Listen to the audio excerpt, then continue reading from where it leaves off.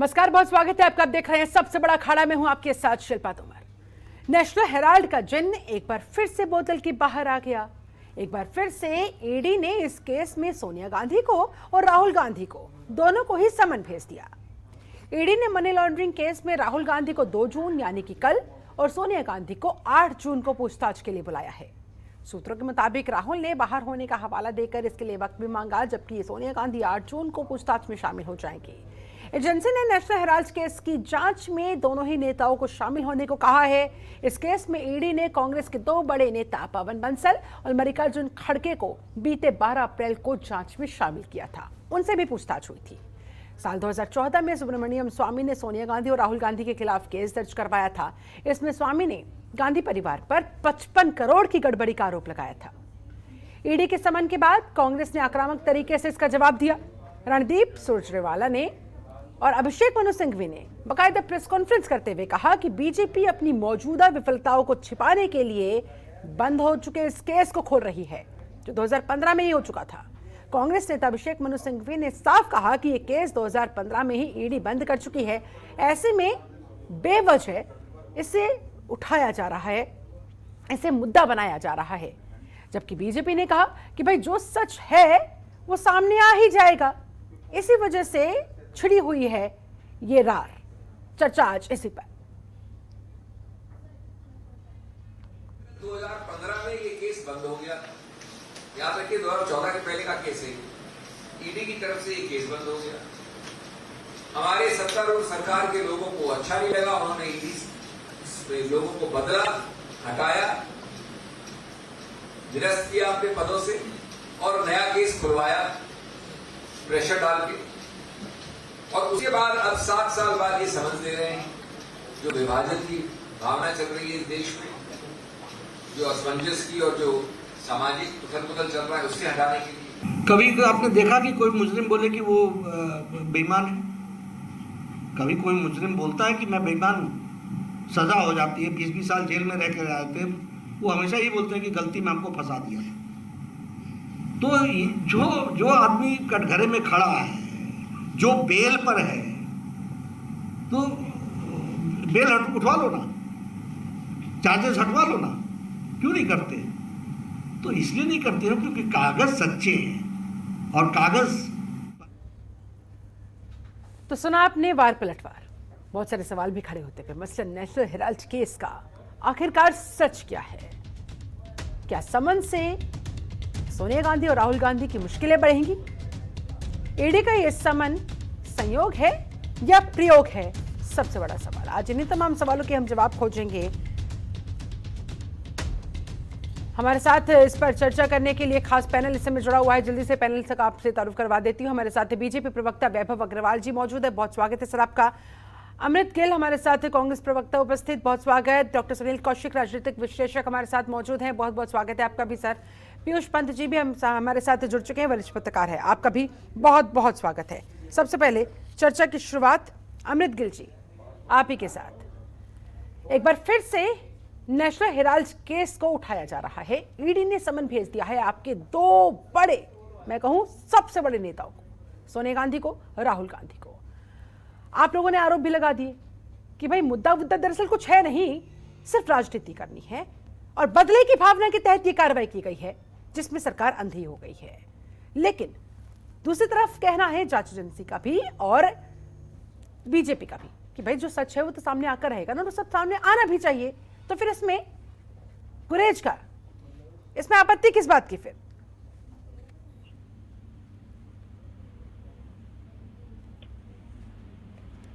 देखिए, सबसे पहले ये तक दम है लड़ेंगे। हाँ। और हमें ये ईडी वाले जो हैं दबा के डरा के जो रखना चाहते हैं, जो बीजेपी की सबसे मैं कहूँ फेवरेट गेम है, जो ये हमेशा खेलती है इलेक्शन आए या भविष्य में, या जब इनको लगता है कि हमारा सिस्टम जो है सही नहीं चल रहा। आज देश में अनएम्प्लॉयमेंट है, इन्फ्लेशन है, जीडीपी फॉल हो रहा है और ये सरकार की जो नीतियां हैं ये सबको नजर आ रही है और हर वर्ग इससे परेशान है।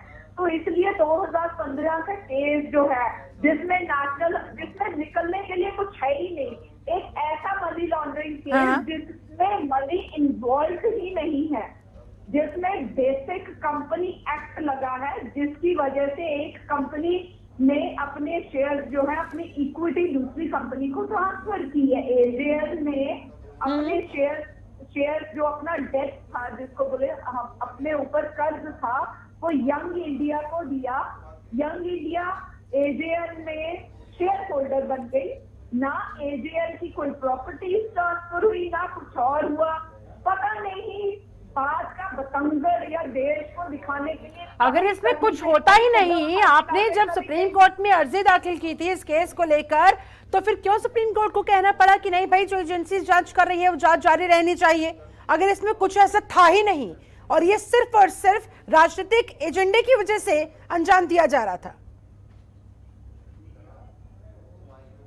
देखिए, इसमें कोई शक नहीं है, हर चीज में राजनीति हो रही है, हर चीज में राजनीति घुसाई जा रही है। जो गड़े मुद्दे हैं उनको बिना बात से उठाया जाता है।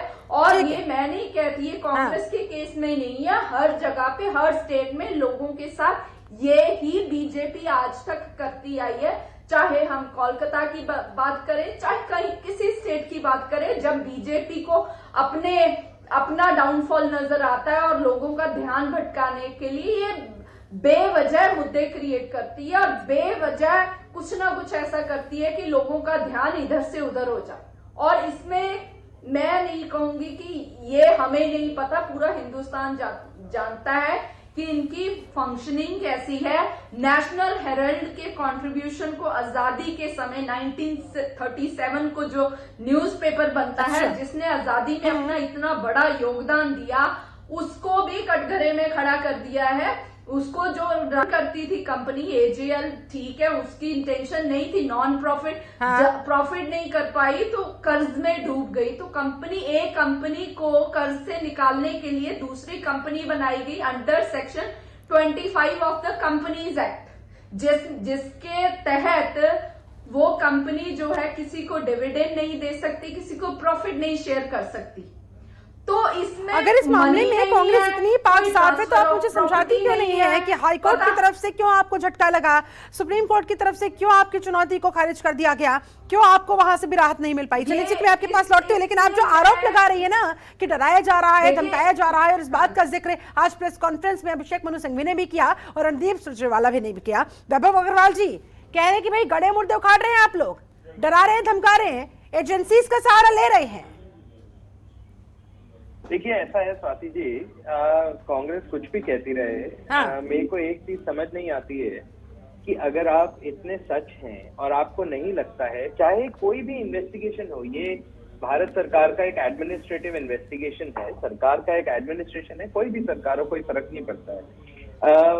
आप सच्चे हैं, आपके पास फैक्ट्स हैं, आपके पास डॉक्यूमेंट्स हैं, आपके पास इतनी सारी लीगल आउटलेट्स हैं, आप वहां से कहीं से भी जाके प्रोटेक्शन ले सकते हैं। आप सुप्रीम कोर्ट मूव कर सकते हैं, हाई कोर्ट मूव कर सकते हैं, आप इन्वेस्टिगेशन ज्वाइन कर सकते हैं, ज्वाइन करके आप इन्वेस्टिगेशन में आप अपने कागज दिखाइए, आप उनको प्रूव करिए, गलत जो इन्वेस्टिगेट कर रहे हैं कि तुम गलत कर रहे हो, हम साफ सुथरे हैं, इसमें इतना हल्ला करने की क्या जरूरत है? मुझे समझ नहीं आता है।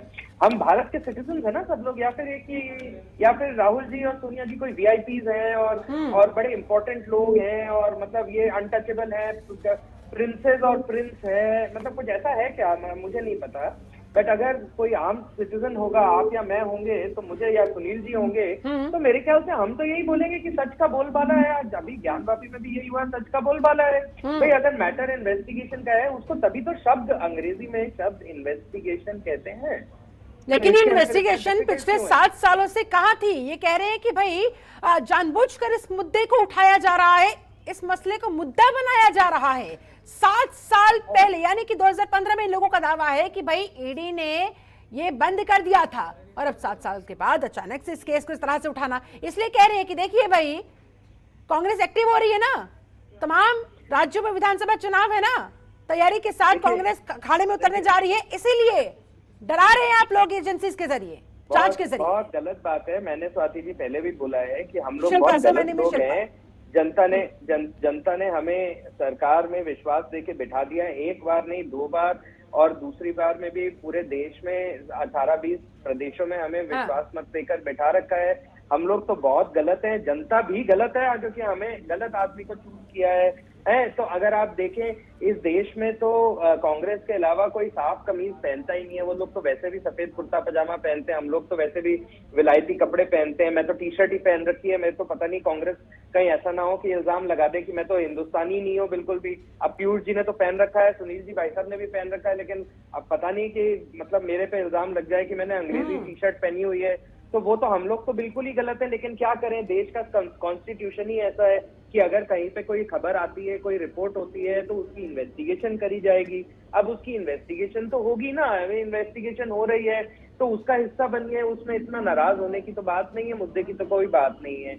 जहां लेकिन टाइमिंग पर तो सवाल खड़े कर रहे हैं ना कि भाई 7 साल से मामले में कुछ नहीं हुआ और अचानक से फिर समन जारी कर दिया गया। चलिए ठीक है सर, मैं आपके पास लौटती हूँ सर। आपकी बात हाँ। कंप्लीट कर लूं। आप बिल्कुल ठीक कह रहे हैं स्वाति जी। हाँ।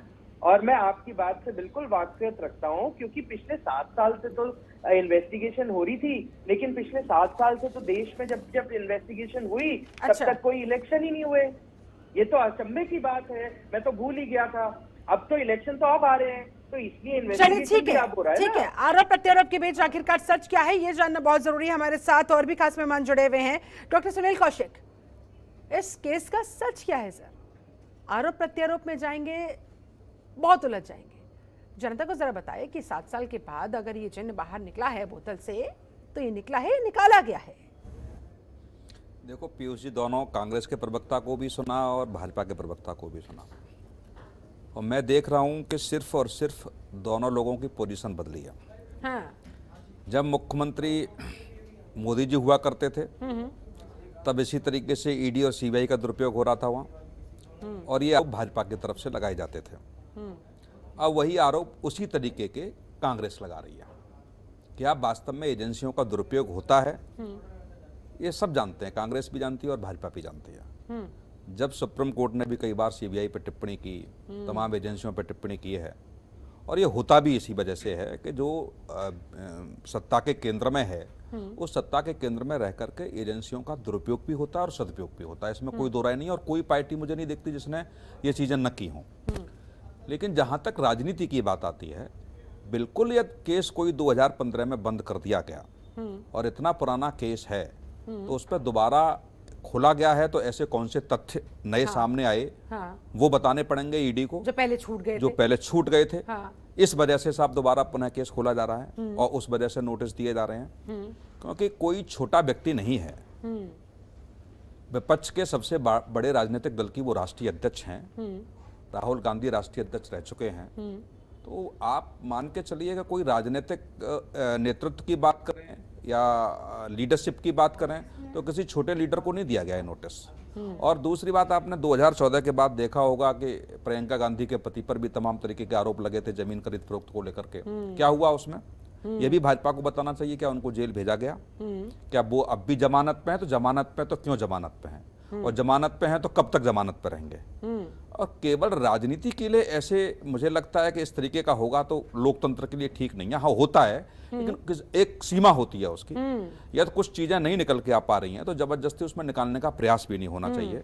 और जो चीजें ईडी ने नोटिस में कही हैं, जो तथ्य जो बातें कही हैं, वो बिल्कुल सिंपल सा पत्र है उसमें कि पूछताछ के लिए बुलाया जा रहा है। कोई ऐसे तथ्य होते उसमें, ये उसमें प्रदर्शित होता कि पिछली बार जांच में ये छूट गए थे, और तमाम गवाहों के या ऐसा कुछ राजनीतिक कारणों से या तमाम एजेंसियों के माध्यम से कोई नए तथ्य सामने आए हैं, उन तथ्यों के बारे में पुनः केस खोला जा रहा है और ये हम आपसे पूछताछ करेंगे, और ये उनका दायित्व भी बनता है। लेकिन राजनीतिक चश्मे से मुझे लगता है भारतीय जनता पार्टी या केंद्र में सरकार उसको न देखे, क्योंकि ये भी देखे कि सबसे बड़े राजनीतिक दल की वो राष्ट्रीय अध्यक्ष हैं और राजनीतिक कारणों से हस्तक्षेप नहीं होना चाहिए। यदि वास्तव में उनकी गलती है तो निश्चित तौर से जांच होनी चाहिए, लेकिन राजनीतिक कारणों से केवल परेशान किया जाएगा तो मुझे लगता है उसका गलत संदेश आएगा। टू द पॉइंट जवाब वैभव अग्रवाल जी, क्या वाकई में ऐसा हो रहा है? उदाहरण भी गिनवा दिया अब तो कौशिक साहब ने। सुनील जी ने बिल्कुल ठीक कहा और मैं उनकी बात से बिल्कुल सहमत हूँ। राजनीतिक कारणों से बिल्कुल हमारी सरकार को, हमारे दल को किसी भी प्रदेश में, केंद्र में इस्तेमाल नहीं करना चाहिए सरकार की किसी भी मशीनरी का, और ना ही करती है। पिछले 9 सालों में हमने देखा कि बहुत से ऐसे मसले हुए हैं जिसमें भाजपा नेता खुद फंसे हैं और उनको सजा भी हुई है। अभी बहुत सारे नेता, कुछ एक नेता सजा याफ्ता भी हैं, तो इसमें कोई बड़ी बात नहीं है। लेकिन हमारी कटिबद्धता शुरू से ये रही है, जब से सरकार आई है, कि राजनीतिक द्वेष की राजनीति हम नहीं करते हैं और सरकारी मशीनरी का हम कोई फायदा नहीं उठाते हैं। हमारे लोग नहीं बैठे हैं, हमारी पोस्टिंग ओवरराइड नहीं हो रही है, वो बिल्कुल तो फिर सालों साल केसेस चले जाते हैं, लोग जमानत पर बाहर चले जाते हैं, जिस बात का जिक्र अभी कौशिक साहब ने किया, फिर इनका कुछ होता क्यों नहीं है? बस ये अलग बात है कि टाइम टू टाइम ये मुद्दे उठा दिए जाते हैं, अपने हित साध लिए जाते हैं और उसके बाद फिर से ठंडे बस्ते में डाल दिए जाते हैं। वैभव जी बिल्कुल ठीक कह रहे हैं जी, आप। मैं जवाब दूं? बोलिए सर, जल्दी से। आप बिल्कुल ठीक कह रहे हैं और ये प्रश्न मेरे भी मन में उठता है। मैं भी भारत का नागरिक हूँ। अमृत जी के मन में भी उठेगा, प्रियंका जी के मन में भी उठेगा, पीयूष जी और सुनील जी भी पूछेंगे कि इतने साल क्या करना है तो करो, नहीं करना है तो रहने दो। इतना इसको देख के अगर आप देखें तो लगता है कि भाई इतने साल से छोड़ रखा था, अब क्या ऐसा मिल गया। तो पहली बात तो मैं रिकॉर्ड स्ट्रेट कर दूं कि 2015 में या 16 में जो कि हवा बनाई गई कि ये केसेस खत्म हो गए थे, वो खत्म नहीं हुए थे। इनमें से किसी को भी क्लीन चिट नहीं मिला था। ये लोग सब बेल पे हैं, इन्वेस्टिगेशन अंडर है। हाई कोर्ट का जब केस हुआ, हाई कोर्ट ने बोला मैटर इन्वेस्टिगेशन में है। सुप्रीम कोर्ट का हुआ, मैटर इन्वेस्टिगेशन में है। जैसे जैसे तथ्य आते जा रहे हैं, इन्वेस्टिगेशन बढ़ती जा रही है। ठीक है। अब भारत की कॉन्स्टिट्यूशन ऐसी है कि हमारे जो सीआरपीसी है, अगर इन्वेस्टिगेशन हो रहा है तो उसका एक तरीका है। इसीलिए हम यूनिफाइड कोर्ट की बात कर रहे हैं। आज डिबेट चल रही है यूनिफाइड कोर्ट में, जिसके अंदर ऑलरेडी 250 से ज्यादा लॉज हटा दिए गए हैं और ठीक करे जा रहे हैं। तो एक दशक में तो नहीं हो सकता ना। भारतवर्ष की हिस्ट्री पिछले 15 दशक की हिस्ट्री है कम से कम, अगर राजनीतिक हिस्ट्री देखें तो उसमें लॉ को चेंज करना है तो 1920 का लॉ अपन 8 साल 7 साल में थोड़ी कर लेंगे। अपने को देश में बाकी हिस्से भी तो चलाने हैं, बाकी मुद्दे भी तो एड्रेस करने हैं, तो दोनों चीजें साथ साथ चलेंगी। हाँ, फिर इसमें कितना भी समय क्यों ना लग जाए। चलिए ठीक है सर, आपकी बात आ गई है। प्रियंका कक्कड़ जी हमारे साथ जुड़ गई है, आम आदमी पार्टी प्रवक्ता। प्रियंका जी, आपका भी वही दर्द जो कांग्रेस का, कांग्रेस पर भी ईडी का शिकंजा, आप पर भी ईडी का शिकंजा कसा जा चुका है। आपके स्वास्थ्य मंत्री सत्येंद्र जैन जेल पहुंच चुके हैं, 9 जून तक के लिए कस्टडी पर भी ले लिए गए हैं। आपको भी यही लग रहा है एजेंसीज का दुरुपयोग हो रहा है? जबकि कह रहे हैं सरकार, केंद्र में बैठी हुई बीजेपी कह रही है कि भाई एजेंसियां हैं, अपना काम तो करेंगी ना। कोई केस के तथ्य जैसे जैसे आगे प्रोसीडिंग्स बढ़ती है, वैसे वैसे उनकी डेट्स निकलती है, वैसे वैसे कार्रवाई होती है। रही बात चुनाव की, तो चुनाव तो साल भर यहाँ चलते ही रहते हैं। ऐसे में कैसे इस आरोप को सच माना जाए? फिर शिल्पा जी, एजेंसीज का दुरुपयोग हमने बड़ी रिसेंटली 2 बड़े प्रचलित केसेस हुए। एक आर्यन खान वाला केस हुआ, एक रिया चक्रवर्ती वाला केस हुआ, एक हाथरस वाला केस हुआ। हर जगह पर इंटरनेशनल कॉन्स्पिरेसी बताई गई और हर जगह पे उनको मुंह के बल खानी पड़ी। पहला चीज। दूसरा चीज शिल्पा जी, अब इतना टाइम आप देखिए, सत्येंद्र जैन जी के केस में सीबीआई ने अभी 2 मई की बात है कि क्लोजर रिपोर्ट डाली थी, क्लोजर रिपोर्ट डाली है और फिर उसके बाद ईडी ने अपना कार्रवाई शुरू कर दी। हम तो इन्वेस्टिगेशन वेलकम करते हैं। हमारे सीएम साहब ने तो साफ साफ बोला कि हम सबका खुले दिल से स्माइल करते हुए वेट कर रहे हैं ईडी का। हमारे पास कुछ डरने को नहीं है, कुछ छुपाने को नहीं है। हमारी कट्टर ईमानदार पार्टी है। अगर ऐसा कुछ भी सामने आता है तो हम लोग वेट नहीं करते केस वगैरह की, हम लोग पहले ही डिस्कस कर देते हैं। मेरा बीजेपी प्रवक्ता से ये सवाल है कि ये बीएस येदियुरप्पा, हिमंता बिस्वा शर्मा, मुकुल रॉय, शिवराज सिंह चौहान, नारायण राणे, इनके यहाँ पर कब ईडी जाएगी? हिमंता बिस्वा शर्मा का तो आज सुबह ही आपदा में अफसर का एक सामने आया है कि उन्होंने अपनी वाइफ के नाम से 4-5 कंपनियां खोली और पीपीई नई कंपनियां थी, पीपीई किट बनाने के ऑर्डर दिए। उन कंपनियों ने बाकी कंपनियों से ज्यादा कोटेशन दिया पर ऑर्डर उन्हीं को मिले। उसके बाद एक कंपनी ने तो पूरा ऑर्डर पूरा भी नहीं किया, तो उन्होंने उसको सीएसआर दिखाया। तो इसके ऊपर ठीक है, आप कह रही है कि मेरे को नहीं पता, विपक्षियों को फंसाया जा रहा है, अपने को बचाया जा रहा है। वैभव जी, टू द पॉइंट जवाब जल्दी से। ठीक है, देखिए ऐसा है कि मैं इनकी बातें बिल्कुल ठीक है। प्रियंका जी का एक कॉन्सेप्ट है, वो अपनी एक आइडियोलॉजी लेके आती हैं। तो वो लोग, अगर उनको ये लगता है कि ये लोग इन लोगों को सजा मिलनी चाहिए या इन लोगों को इन्वेस्टिगेशन होना चाहिए या क्लीन चिट नहीं मिलनी चाहिए, तो ये फ्री है, भारत के सिटीजन्स हैं। ये फ्री है किसी भी कोर्ट में एक रिट पिटीशन लगा के उस पूरे मुद्दे को चैलेंज करके उसको एक्सीडेंट सर्कमस्टांसेस में पुल करवाने के। सरकार जवाब देगी, सरकार के अटॉर्नी जनरल जवाब देंगे, इसमें क्या हो गया? आप पूछिए ना सवाल, आपका हक बनता है। बिल्कुल, मैं आपकी बात से बिल्कुल वाकिफ हूँ। अच्छा, दूसरी बात, लेकिन वो तो हम करेंगे नहीं, हम मीडिया में बैठ के राजनीति करेंगे। अब फिर हम राजनीति करेंगे तो बोलेंगे इस मुद्दे पे राजनीति नहीं होनी चाहिए। अब देखिए, मैं एक छोटा सा प्रश्न पूछता हूँ। अभी हाल ही की बात है, सुनील जी और मैं भी थोड़ी चुस्कियां ले रहे थे, और शायद मेरे को, अगर मेरी मेमोरी सही है तो मेरे सीनियर पीयूष जी भी उस डिबेट पे उस समय थे, जिस दिन पंजाब में हेल्थ मिनिस्टर को सैक किया, जो भी सहगल या जो भी नाम था उनका, और वो मनसा से ही थे। हाँ, एक मैं ध्यान बताऊंगा, वो मनसा से ही थे जहां पे सिद्धू मूसावाला की अभी मर्डर हुआ। तो देखिए, इसके अगर इन्वेस्टिगेशन ढंग से हो तो तार बहुत खुलते जाएंगे।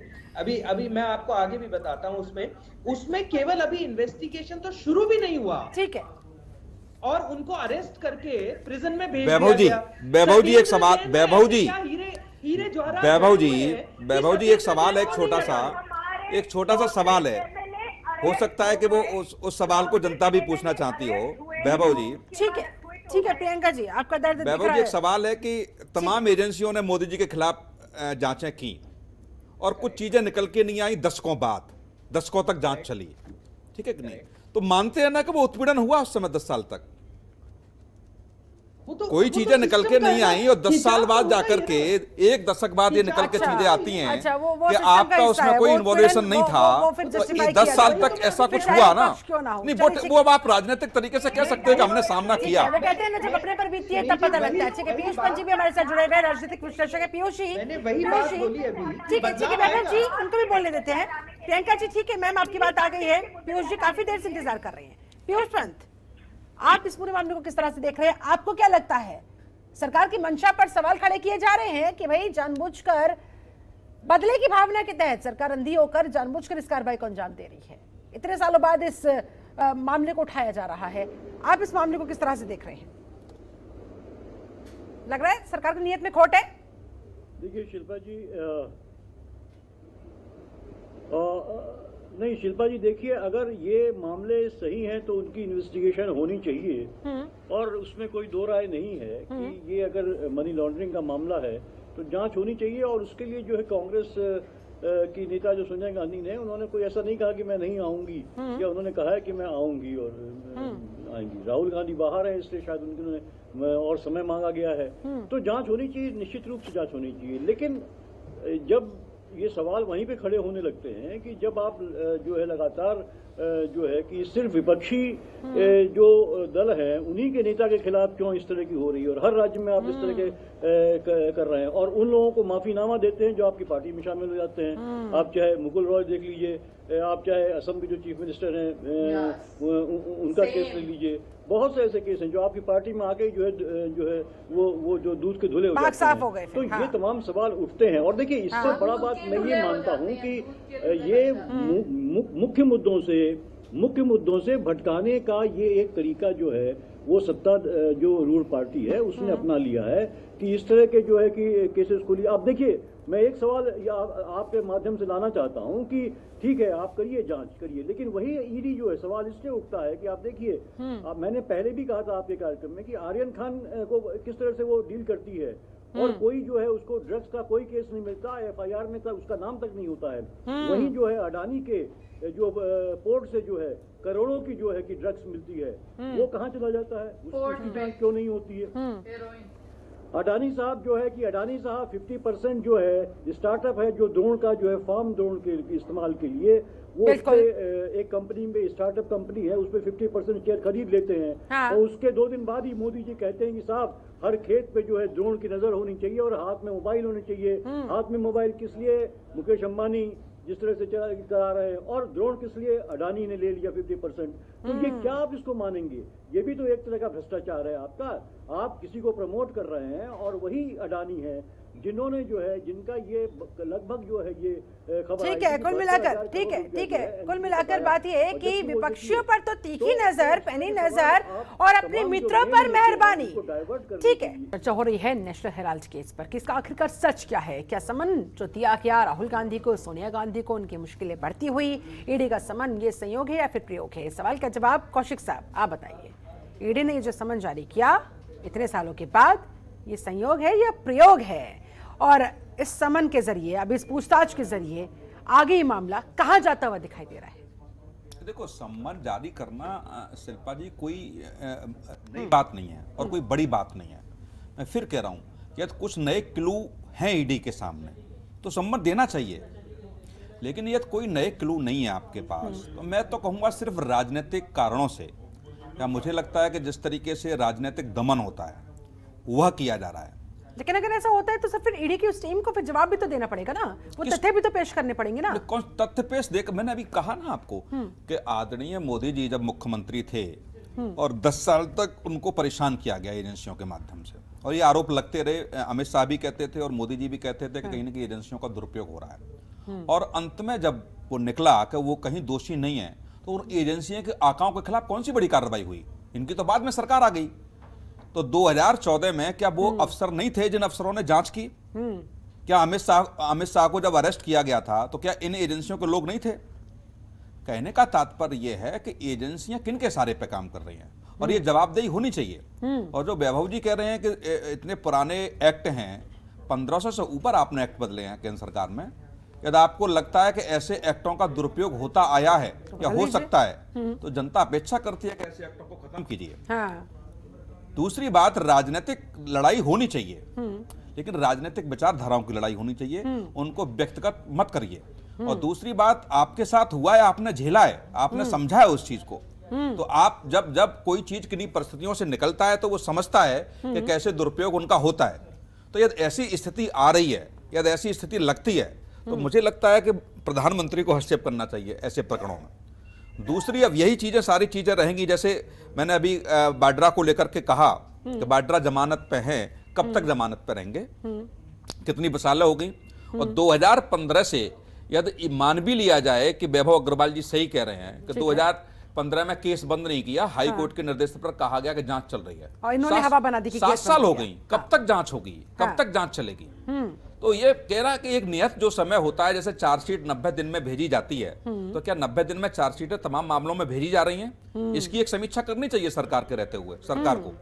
और सुप्रीम कोर्ट को भी मुझे लगता है ये करना चाहिए कि ये जब सुप्रीम कोर्ट ने आदेश किया है, कोई आपने एक्ट बनाया है कि एफआईआर होती है, एफआईआर के बाद 90 दिन में चार्जशीट होनी चाहिए, तो 90 दिन में तमाम ऐसे केस है, मैं कह सकता हूँ 80% से ऊपर ऐसे केस होंगे तो 90% में 90 दिन में चार्जशीट नहीं जाती है। ठीक है, तो ये कैसे बदलाव आएगा?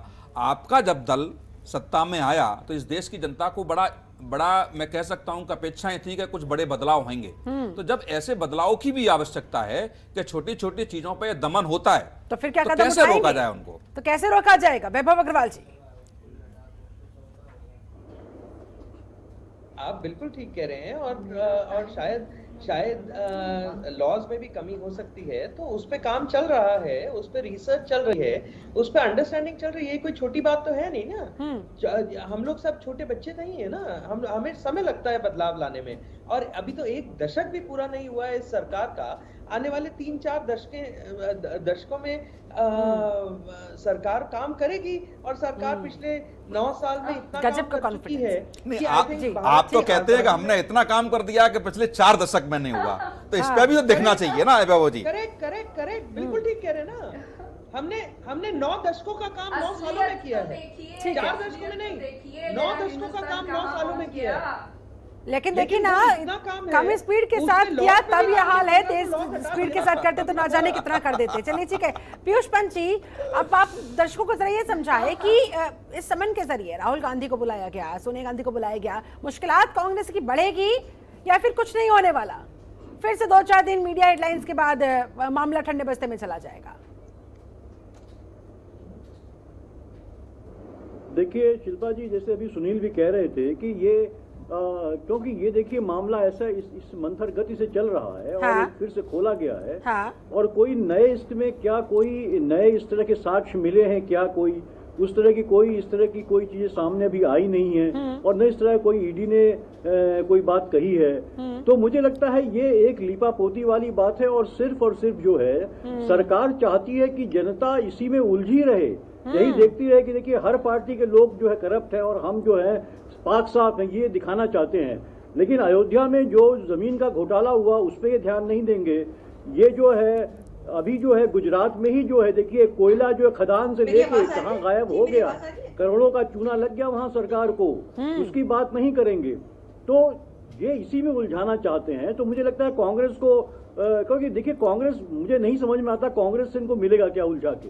कांग्रेस वैसे भी जो है इस समय उसकी बड़ी विकट स्थिति है, और ऐसे में हाँ गुजरात का चुनाव है, उसको देखते हुए लगता है कि शायद जो है कांग्रेस, ये भाजपा को कहीं डर है कि जिस तरह से चुनौती पिछली बार मिली थी भाजपा को, कहीं इस बार फिर से कांग्रेस की चुनौती न मिले। तो मुझे लगता है कहीं न कहीं उसकी छवि को जो है खराब करने में। और देखिए भारतीय जनता पार्टी का एक एजेंडा तो साफ है कि ये जो दूसरी जो पार्टियां जब लोकप्रिय होने लगती हैं तो उनको बदनाम करने की पूरी कोशिश करती है, और उसमें सरकारी संस्थाओं का, सरकारी एजेंसीज का दुरुपयोग भी करती है। बाद में देखिए तमाम इस तरह, और देखिए ये बात भी कि ये सिर्फ भाजपा ही नहीं है, पहले की सरकार थी कांग्रेस की भी करती थी, ऐसी बात नहीं है, लेकिन भाजपा कांग्रेस से सीख के उसकी दुगनी गति से ये काम कर रही है। उसका परिणाम ये हो रहा है कि यही कुछ होता हुआ दिखाई दे रहा है। बाकी आप देखिए अर्थव्यवस्था कहाँ जा रही है, जीडीपी आप देख रहे हैं, पीयूष जी देख रहे हैं कि आपकी बात पे वैभव अग्रवाल जी मूछों को ताव दे रहे हैं। बोले हमने डबल नहीं सीखा है, 10 गुना सीखा है हमने, और उसी स्पीड के साथ इम्प्लीमेंट किया जा रहा है। ठीक है शिल्पा जी, ठीक है। अमृत जी बोलिए। शिल्पा जी बोलिए। हाँ जी, आज इससे पहले हिंदुस्तान का बच्चा ईडी को नहीं जानता था। जब से बीजेपी सरकार आई है ना, जब से पिछले 1 दशक से ये ईडी ग्लोरीफाइड हो गई है। हर जगह पे ईडी नजर आती है, लोगों को लगता है पता नहीं क्या चीज है। और मैं बता दूं, हम कॉपरेट करेंगे, जैसे जो भी समन्स आई हैं। हमारा एक लक्ष्य, या कहें कि हम देश की जनता को बताना चाहते थे कि क्या सरकार क्या कर रही है, और ये हमारा वी बिलीव इन डेमोक्रेसी, और लोगों से कांग्रेस है तो लोगों को पता होना चाहिए कि कांग्रेस में क्या चल रहा है, गवर्नमेंट क्या कर रही है। तो इसकी वजह से हम लोगों में गए और हमने प्रेस कॉन्फ्रेंस में बताया कि ये है, और ये समन्स जो है हम कॉपरेट करेंगे। पर मैं बता दूं, इसमें निकलने वाला कुछ नहीं है। जैसे आर्यन खान के साथ हुआ, बहुत कुछ है ना। तो ultimately because they don't have the facts and all, बात का बितंगड़ बनाएंगे, ढिंडोरा पीटेंगे, क्योंकि इनको अपनी विफलताएं जो है, इन्फ्लेशन बढ़ रही है, नौकरियां है नहीं। ठीक है, और कांग्रेस सालों से इसे झेलती आ रही है। शिल्पा जी एक सवाल है अमृत जी से, कि तमाम जगह तो रात को 2-2 बजे आप लोगों ने, आपके वरिष्ठ वकीलों ने दरवाजे सुप्रीम कोर्ट के खटखटाए हैं, और दरवाजे खुले भी हैं। क्या ऐसे प्रकरणों पे क्या आप सुप्रीम कोर्ट में नहीं जा सकते हैं क्या तत्काल? आपके पास तो बड़ा लंबी चौड़ी फौज है वकीलों की। हमारा इंटरनली हम डिसाइड करेंगे जो हमें सही लगेगा। अगर बैठेंगे, सोचेंगे, बात करेंगे, उसके बाद फैसला किया जाएगा। और फैसला फिर सर आप जानती है कहाँ से आता है। चलिए ठीक है sir, it will take time. ठीक है प्रियंका जी, कांग्रेस तो सालों से ये झेलती आ ही रही है, और आम आदमी पार्टी का नंबर है, शुरुआत हो गई है और सीधी बड़ी मछली पकड़ी है। एक करप्शन परसेप्शन इंडेक्स होता है जो जारी करता है कि कितने रैंक पे कौन सी कंट्री कितनी करप्ट है। जब कांग्रेस का राज था तो हम 80वें नंबर पे थे, यानी कि हम खूब करप्ट थे। जब बीजेपी का राज आया तो हम 6 पॉइंट और खिसक गए, 86 पर आ गए। बीजेपी के राज में करप्शन और बड़ी, इससे ये दर्शाया जाता है। अच्छा, अब क्या है कि एक पार्टी है, ईमानदार पार्टी, जो काम कर रही है, लोगों तक पहुंचती है, लोगों के मुद्दों का सोल्यूशन निकालने की कोशिश करती है। उस पार्टी को रोकने के लिए इस बीजेपी ने क्या क्या हथकंडे नहीं अपना लिए।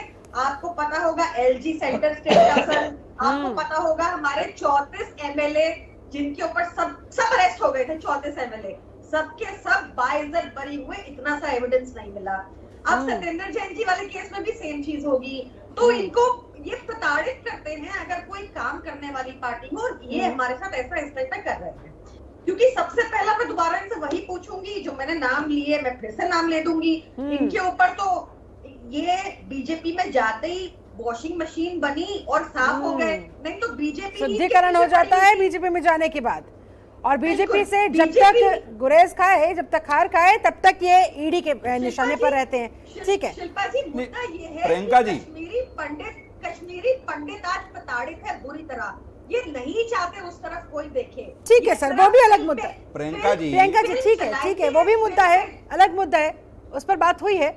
लेकिन अब आज बात हो रही है इस समन पर, ईडी के दुरुपयोग पर। वैभव अग्रवाल जी, सीधे सीधे जवाब दीजिए भाई। साफ साफ इनका कहना है कि आप लोगों का काम बस इतना होता है कि झूठे आरोपों के आधार पर आप अपनी एजेंसियां इनके पीछे लगवा दें और इनकी इमेज डैमेज करने का काम करें, बाकी काम आपका फिर हो ही जाता है। आप बिल्कुल ठीक कह रही हैं शिल्पा जी। आम आदमी पार्टी तो इतनी पुरानी पार्टी है कि उनको भारत की राजनीति का इतना ज्ञान है, उनकी आइडियोलॉजी इतनी जबरदस्त है मुद्दों पर कि उनको सारे मुद्दों का बड़ा ज्ञान है। और मेरे ख्याल से अमृत जी और मेरी पार्टी तो अभी अभी हम तो कल के बच्चे हैं, इनके सामने तो हमारा एक्सपीरियंस ही नहीं है। नहीं, बेशक से कम एक्सपीरियंस वाली आम आदमी पार्टी हो, लेकिन जिस तेजी के साथ बढ़ती जा रही है, कह रहे हैं कि भाई आप लोग डरे हुए हैं। बिल्कुल ठीक कह रहे हैं। आम आदमी पार्टी कह रही है, साफ कहती है कि बीजेपी डरी हुई है, सीधे मुकाबला नहीं कर पा रही, इसलिए पीछे से वार कर रही है। मैं तो अग्रीमेंट में हूँ। मैं तो उनकी खिलाफत करने की हिम्मत ही नहीं कर रहा हूँ, चेष्टा ही नहीं कर रहा हूँ। लेकिन फिर भी मैं ये बोलूंगा कि जब हम लोग नहीं थे और शायद कांग्रेस थी, हो सकता है आम आदमी पार्टी कोई और नाम पे हो उस समय, लेकिन 2012 और 13 में केवल एक साल से एनफोर्समेंट डायरेक्टरेट में 212 केसेस रजिस्टर किए थे कांग्रेस की यूपीए 2 ने, जिसमें से केवल 11 केसेस में ही इन्वेस्टिगेशन प्रोसिक्यूशन स्टेज पे पहुंची और बाकी में अभी भी इन्वेस्टिगेशन लंबित है। तो मैं तो बहुत इनएक्सपीरियंस हूँ इनकी पार्टी के सामने। हमारी पार्टी तो बिल्कुल इनएक्सपीरियंस है। हमने तो भारत देखा ही नहीं है। चलिए, ये तो भारत की लड़ाई ठीक है, इनके पास एक्सपीरियंस नहीं है। मैं आपको बताऊं, लेकिन पीयूष पंत जी ने भी तो इस बात का जिक्र किया, वैभव अग्रवाल जी, उन्होंने भी तो कहा ना इस बात को कि बीजेपी का दरअसल एजेंडा रहता है कि किस तरह से इमेज को डैमेज किया जाए। सामने से वार नहीं करती, पीछे से वार करती है। सामने वाला खुद कमजोर हो जाता है, उसके बाद आधा काम तो वैसे ही बन जाता है। पीयूष जी तो राजनीतिक विश्लेषक है, बहुत वरिष्ठ पत्रकार है ये तो। अग्रवाल जी, ऐसा है कि हम किसी की इमेज को डैमेज करने की जगह, हम उनकी लाइन को छोटा करने की जगह हम तो उनकी डैमेज्ड इमेज को चमका देते हैं और कुछ भी नहीं करते। मैं आपको बताऊं, जो इमेज ऑलरेडी डैमेज है, जनता बस उसे हाईलाइट कर देते हैं। अगर बाकी लोगों की इमेज डैमेज नहीं होती तो जनता को हमें बिठाने की जरूरत थोड़ी होती सत्ता में, चाहे प्रदेश में हो चाहे केंद्र में हो। तो इनका हम तो केवल ये बताते हैं कि देखो ये गलत आदमी है। जनता जो देख रही होती है, डर रही होती है, वो कहती है तुम हमारा साथ दो, हम गलत आदमी को बिठा देते हैं। क्योंकि इनकी गुंडागर्दी जो होती है कई प्रदेशों में हमने देखा बहुत सालों से, चाहे वो बैलेट पेपर छीनने का मुद्दा हो, चाहे वो घूसखोरी का मुद्दा हो, चाहे वो गबन का मुद्दा हो, लाल बत्ती का मुद्दा हो। हमारी सरकार तो केवल जनता जो चाह रही है उसको दिखा रही है, लेकिन हम फिर भी इनकी इमेज को कुछ नहीं कर रहे। जो स्वयं अपनी इमेज पे कीचड़ डाल रहे हो उनको हमें कीचड़ डालने की जरूरत ही क्या है।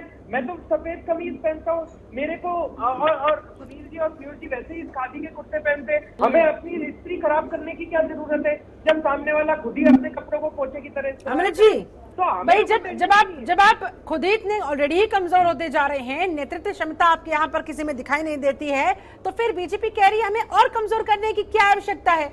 ये तो वही वाली बात है ना कि खामी खुद में और ढूंढने चले समाज के अंदर, आसपास के अंदर। देखिए, इनके पास अपने पास तो कोई टैलेंट है नहीं है। 40-50% इनके जो वर्कर कार्यकर्ता है वो कहते हैं, अभी पंजाब में भी मैं बोलूं तो इधर उधर से सारे लीडर्स बना के लेके आ रहे हैं, यहाँ से ले आए। अपना तो इनका कोई बेस है नहीं, इधर से उधार के ले आए, आधे कांग्रेस से ले, आधे रीजनल पार्टी से ले। ये हमें क्या सिखाएंगे? हम टैलेंट को बिल्ड करते हैं, उसको नर्चर करते हैं, उसको अपॉर्चुनिटीज क्रिएट करते हैं। ये क्या सिखाएंगे हमें? इनके वर्कर्स से पूछिए ना कितने निराश हैं। लेकिन हर बार विपक्षों की तरफ से बीजेपी को लेकर कहा जाता है कि भाई इनकी पोल खुलेगी। पोल कैसे खुलेगी, कब खुलेगी? आप लोग क्यों नहीं फिर समझा पाते हैं? और देखिए ना, बीजेपी बार बार सीना चौड़ा करके कहती है कि देखिए जनता ने एक बार फिर से हम पर विश्वास जताया क्योंकि हम में सच्चाई है। अगर आप लोगों में सच्चाई है तो आप भी प्रूफ कर दीजिए। और ईमानदारी के मोटो पर तो पूरी की पूरी आम आदमी पार्टी खड़ी ही हुई है। प्रियंका कक्कड़ जी, आम आदमी पार्टी का मोटो सब जानते हैं। हाँ। हम इसमें क्या कहें? जिस जन लोकपाल बिल से ये आए हैं वहां पे तो लोकायुक्त इनसे नियुक्त नहीं हुआ। पंजाब में जो हाल कर दिया इन्होंने, वो पंजाब बेचारा भुगत रहा है। इतने इररिस्पॉन्सिबल इमेच्योर गवर्नमेंट है इनकी। सिद्धू मूसेवाला की डेथ जो है, जो मर्डर है, ये इनकी वजह से ही हुआ। हर चीज बनाती है। क्या बात करेंगे? मिस इन्फॉर्मेशन का जमाना है, हर कोई बिना मैंने बोल दिया, बोल देता है। सुनिए मेरी बात, सुनिए मेरी बात। हाँ, आप एक सब कुछ पढ़ के आते हैं, तो आप बताइए ना पंजाब में ये हाल क्यों हुआ? आप बताइए ना। हर चीज को मीडिया में, न्यूज़पेपर्स में हाईलाइट करते हैं, ट्वीट करते हैं, हम इतने लोगों के सिक्योरिटी गार्ड्स जो है ले लिए, इतने ले लिए, पब्लिसाइज करते हैं, जिसकी वजह से डे लाइट में मर्डर होता है, लॉलेसनेस, 40 से ज्यादा लोग। आप क्या नहीं जाते हैं, कोई बयान नहीं दिया ना, आपके सीएम बोले बीजेपी का जन्मसिद्ध अधिकार हो गया है। सुनिए क्या मेरी बात। बीजेपी नहीं, ये कांग्रेस से बोल रही है। आप अगर आप हाँ वही, मतलब सेम ही थाली के चट्टे बट्टे हैं दोनों। अच्छा, मैं कह रही थी कि देखिए, अगर आपको सिद्धू ठीक है, कहते भूल गई आप। चलिए ठीक है, मेरे पास फाइनल कमेंट चाहिए। मुद्दे पर रहते हैं। आज टॉपिक पंजाब नहीं है कि पंजाब में कांग्रेस ने क्या किया और अब आम आदमी पार्टी क्या कर रही है। जब उस पर बात होगी आप दोनों को मैं जरूर बुलाऊंगी। ठीक है, आज टॉपिक पर रहते हैं। Please I am requesting all of you. सबसे पहले डॉक्टर कौशिक साहब, फाइनल कमेंट आपका जाते जाते। नेशनल हेराल्ड केस का आगे क्या होने वाला है? हाँ, इतना तो तय है, राजनीति जमकर होने वाली है। वार पलटवार, आरोप प्रत्यारोप जमकर हमको देखने वाला है। लेकिन क्या न्याय होता हुआ दिखाई देगा? सच सामने आता हुआ दिखाई देगा? नहीं, देखो शिल्पा, न्यायालय पे सबको भरोसा है और जब एजेंसियों का दुरुपयोग इस देश में हुआ है तब न्यायालय ने आईना दिखाने का काम किया है। तमाम बड़े प्रकरण आप ले लीजिए, तो यदि ऐसा कुछ भी है गलत, यदि गलत किया है, गलत एजेंसियों का दुरुपयोग हो रहा है, यदि मैं लगा रहा हूँ, ठीक है, तो न्यायालय जरूर उनको आईना दिखाने का काम करेगा। लेकिन यदि आप संलिप्त हैं, कहीं भी आपकी संलिप्तता है, तो आपको जेल जाना पड़ेगा। आप भारतीय संविधान के हिसाब से दंड के भागी हैं, चाहे आप कितने भी बड़े उच्च पद पर रहे हों। और तमाम इस देश में ऐसे उदाहरण हैं कि प्रधानमंत्री तक भी जेल गए हैं। तो ये आप देखा जाएगा समय रहते हुए, क्या बीजेपी राजनीति कर रही है या वास्तव में सच्चाई है।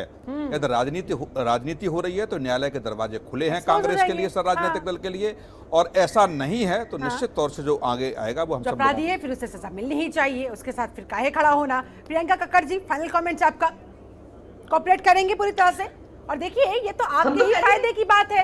अगर कोऑपरेट करते हुए मामले में जांच जब आगे बढ़ेगी, पाक साफ निकल आए सत्येंद्र जैन, तो जाहिर सी बात है इमेज आपकी और मजबूत होगी ना जनता के बीच। बीजेपी तो बहुत खराब हो जाएगी।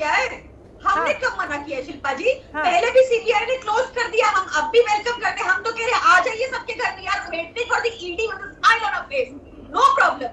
इन्वेस्टिगेशन में अल्टीमेटली जैसे हमारे 34 एमएलए बरी हुए, जैसे सत्येंद्र जैन जी के ऊपर सीबीआई ने क्लोजर रिपोर्ट डाला, वैसे ही आप देखेंगे इसमें भी खत्म हो जाएगा। आप देखिए, इन्वेस्टिगेशन तो हम ज्वाइन कर ही रहे हैं, हमने कब ऑब्जेक्ट किया? हम पूरा चलने देंगे इन्वेस्टिगेशन, कोई दिक्कत नहीं है। ठीक है, पूरा कोऑपरेट करने वाले हैं और सच सामने आ ही जाएगा। आम आदमी पार्टी को फिलहाल ये विश्वास है। ठीक है, पीयूष पंत जी, आपको क्या उम्मीद है सर? जी, राजनीति तो होगी, वो तो नो डाउट, लेकिन और क्या उम्मीदें हैं इस केस से? नहीं, देखिए, न्याय तय करेगी। हालांकि मुझे लगता है कि देखिए, न्याय प्रक्रिया में भी समय काफी लगता है और ज्यादातर केसेस में ये होता है कि साक्ष्य जो है, जो एजेंसीज प्रस्तुत नहीं करती। हमने बहुत से केसेस में ये देखा, इस बात को देखा। अभी हमने आजम खान वाले केस में भी देखा किस तरह से सुप्रीम कोर्ट ने खिंचाई करी सरकार की, मतलब कोई कुछ भी नहीं है एजेंसीज की।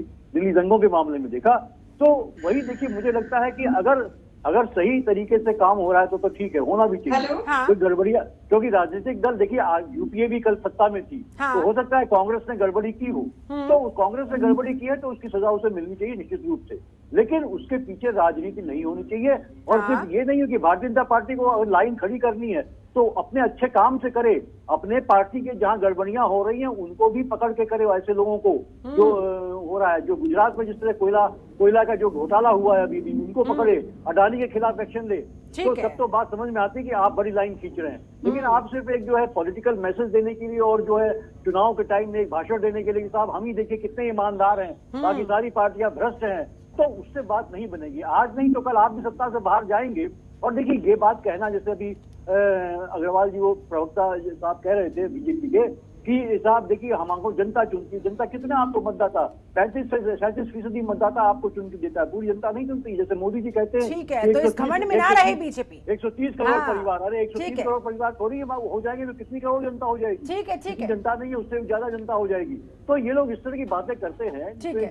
बड़बोलापन दिखाते हैं, हाँ। उससे काम नहीं चलने वाला। आज नहीं तो कल जनता आपको भी वही ला देगी जहां आज जो है अगर जनता की उम्मीदों पर खरी नहीं उतरी बीजेपी तो। चलिए ठीक है, अमृत गिल जी जाते जाते फाइनल कमेंट आपका ईडी के शिकंजे पर क्या कहेंगी? देखिए, हमें उच्च न्यायालय पे पूरा पूर्ण विश्वास है। हम ईडी के साथ कॉर्पोरेट कर रहे हैं और ये पॉलिटिकली सियासी वेंडेटा, पॉलिटिकल वेंडेटा है। बीजेपी की फेवरेट गेम है, मैं इसको कहूंगी। और वो जब जिसके ऊपर भी ये खेलती है, हाँ। और वो दे प्ले दिस गेम और वी विल कम, हम इसमें से बेदाग और विद फ्लाइंग कलर्स बाहर आएंगे। और हमें इस चीज के लिए वो कब तक आएंगे वो देखने वाली बात होगी। करना है जैसे करते रहे। ठीक है, बीजेपी जो करना चाहती है करती रही। चलिए ठीक है, वैभव अग्रवाल जी फाइनल कमेंट आपका। कह रहे हैं भाई सबके सब कि भाई अगर ईमानदारी का चाबुक चलाना ही है तो सिर्फ विपक्षियों पर नहीं, अपने भी गिरेबान में झांक कर देखिए, तब माना जाएगा। You are party with a difference. मैंने तो पहले ही बोला है कि पिछले कुछ सालों में जब से हमारी सरकार आई है तब से हमारी पार्टी के भी कई नेता हैं जो फंसे हुए हैं। लेकिन तथ्य ऐसा बोलते हैं कि यदि राजनीतिक रूप में लोगों ने दुरुपयोग किया है अपनी राजनीतिक पोजीशन का, तो आप देखें कि ईडी ने 2005 से 2012 के बीच केवल 1200 करोड़ रुपए के जो एसेट्स हैं वो अटैच करे थे। लेकिन 2014 से 2019 के बीच में ईडी ने 7400 करोड़ के एसेट्स अटैच करे हैं। ईडी को एसेट्स अटैच करने की स्वयं की पावर नहीं है, कोर्ट से इजाजत लेनी पड़ती है। तो देखें आप, ये मैटर है एक कोर्ट का और एक लीगल प्रोसेस का। अगर हमें लीगल प्रोसेस में विश्वास नहीं है, केंद्र की सरकार में विश्वास नहीं है, प्रदेश की सरकार में विश्वास नहीं है, सब अपनी अपनी तूती बजा रहे हैं। कांग्रेस ने कितनी बार बोल दिया, आम आदमी पार्टी ने, टीएमसी ने कितनी बार बोल दिया कि हमारे तो सुप्रीम कोर्ट के जज भी उलझे हुए हैं राजनीति में। तो मतलब ये तो अराजकता फैलाने वाली बात हो गई। सत्तारूढ़ पार्टी की तो कोई इज्जत ही नहीं है। प्रधानमंत्री को लोग गाली देते हैं, मतलब उसके खिलाफ कोई एक्शन कर लो तो गाली पड़ती है, आपकी करप्शन की इन्वेस्टिगेशन कर लो तो गाली पड़ती है। तो क्या करें फिर, आपको खुला सांड की तरह घूमने दें? नहीं भाई साहब, जिसको भी परेशानी है वो अपनी परेशानी अपने पास रखे। देश एक लॉ से चलता है, कॉन्स्टिट्यूशन से प्रतिबद्ध है, हम कटिबद्ध हैं, साफ सुथरी सरकार। कुल मिलाकर किसी राजनीतिक दबाव के चक्कर में नहीं, बल्कि कानून अपना काम करे, ईमानदारी के साथ करे, बस यही से न्याय की उम्मीद है। चलिए बहुत बहुत शुक्रिया आप सभी, खास मेहमानों का मेरे साथ चर्चा में जुड़ने के लिए, समय निकालने के लिए बहुत बहुत धन्यवाद आपका। तो फिलहाल तो नेशनल हेराल्ड केस का आगे क्या होगा क्या नहीं, समन में पेशी होगी राहुल गांधी की भी, सोनिया गांधी की भी, क्या कुछ निकलकर सामने आता है, कौन से वो तथ्य हैं नए, वो भी ईडी को बताना होगा, और कहां जाकर कितना लंबा ये मामला खींचेगा आने वाला वक्त बताएगा। फिलहाल मेरे साथ चर्चा में जुड़ने के लिए आप सभी का बहुत शुक्रिया। बने रहे जनतंत्र टीवी के साथ। नमस्कार।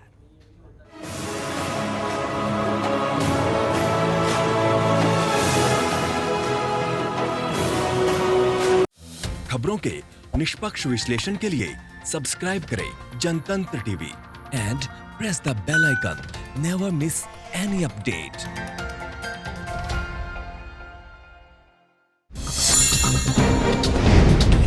डाउनलोड कीजिए जनतंत्र टीवी ऐप को, जो कि अवेलेबल है गूगल प्ले और ऐप स्टोर पर।